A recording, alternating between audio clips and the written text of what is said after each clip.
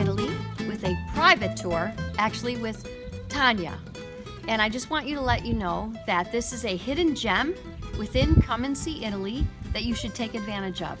So we have done multiple tours, and we have done wine tours, and we have done some actual destination tours, different things. So Brenda, do you want to talk about? We've done the Chianti tour with Gimignano.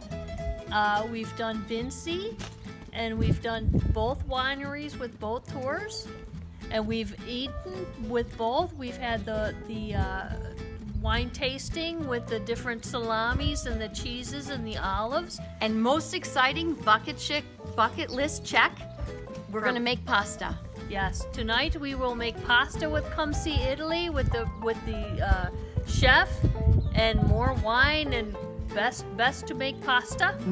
We're making gnocchi with Come See Italy, and grazie. It was very good. Grazie. Ching ching. Ching ching. Grazie. I just want to let you know that this would be something that you should do, and we will definitely be coming back to this region. Tonya is great. We love Tonya. Awesome.